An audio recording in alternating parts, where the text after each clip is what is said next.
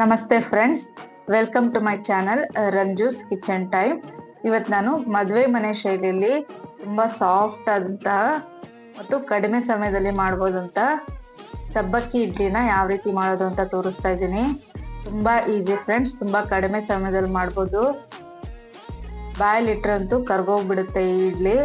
ಮಕ್ಕಳಿಗೆಲ್ಲ ತುಂಬ ಇಷ್ಟ ಆಗುತ್ತೆ. ಬನ್ನಿ ಇಡ್ಲಿನ ಯಾವ ರೀತಿ ಮಾಡೋದು ಅಂತ ನೋಡೋಣ. ಮೊದಲಿಗೆ ಒಂದು ಕಡಾಯಲ್ಲಿ 2 ಕಪ್ ಅಷ್ಟು ಮೀಡಿಯಂ ರವೆ ಅಥವಾ ಉಪ್ಪಿಟ್ಟು ರವೆ ಏನ್ ಹೇಳ್ತೀವಿ ಅದನ್ನ ಲೋ ಫ್ಲೇಮ್ ಅಲ್ಲಿ ಒಂದು 10 ನಿಮಿಷ ಚೆನ್ನಾಗಿ ಫ್ರೈ ಮಾಡ್ಕೊಳ್ಬೇಕು. ಈ ರೀತಿ ಬಣ್ಣ ಬದಲಾಗಬಾರ್ದು ಮತ್ತು ಘಮ ಬರೋವರೆಗೂ ಚೆನ್ನಾಗಿ ಫ್ರೈ ಮಾಡ್ಕೊಂಡು ಪೂರ್ತಿ ತಣ್ಣಗಾದ್ಮೇಲೆ ಒಂದು ಪಾತ್ರೆಗೆ ಹಾಕೊಳ್ತಾ ಇದ್ದೀನಿ.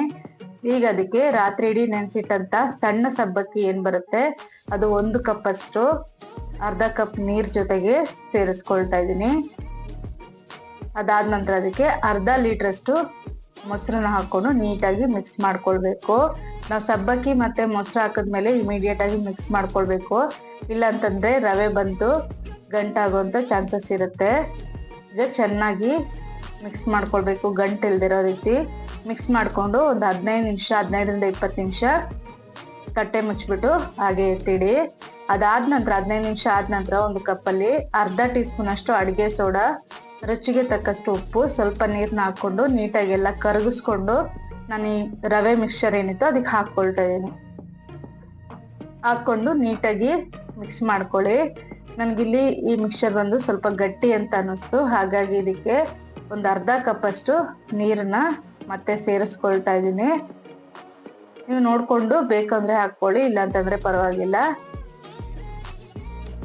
ಈ ರೀತಿ ಈ ಕನ್ಸಿಸ್ಟೆನ್ಸಿ ಬರೋವರೆಗೂ ನೋಡ್ಕೊಂಡು ನೀರನ್ನ ಸೇರಿಸ್ಕೊಂಡು ಮಿಕ್ಸ್ ಮಾಡ್ಕೊಳ್ಳಿ. ಅದಾದ ನಂತರ ಎಣ್ಣೆ ಸವರಿದಂತ ಇಡ್ಲಿ ಪ್ಲೇಟ್ಗೆ ನಾನು ಈ ಬ್ಯಾಟರ್ನ ಹಾಕೊಳ್ತಾ ಇದ್ದೀನಿ.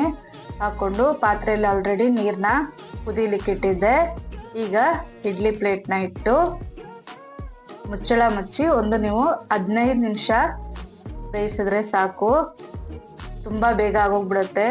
ಅಕ್ಕಿ ನೆನೆಸೋದು ರುಬ್ಬೋ ಅಂತ ಅವಶ್ಯಕತೆ ಇಲ್ಲ ಇಡ್ಲಿ ಮಾಡ್ಲಿಕ್ಕೆ. ತುಂಬಾ ಚೆನ್ನಾಗಿರುತ್ತೆ. ಈ ವಿಡಿಯೋ ಇಷ್ಟ ಆಯ್ತು ಅಂತ ಅನ್ಕೊಳ್ತೀನಿ ಫ್ರೆಂಡ್ಸ್. ಈ ವಿಡಿಯೋ ಇಷ್ಟ ಆದ್ರೆ ಪ್ಲೀಸ್ ಲೈಕ್ ಮಾಡಿ ಮತ್ತು ಶೇರ್ ಮಾಡಿ. Thank you.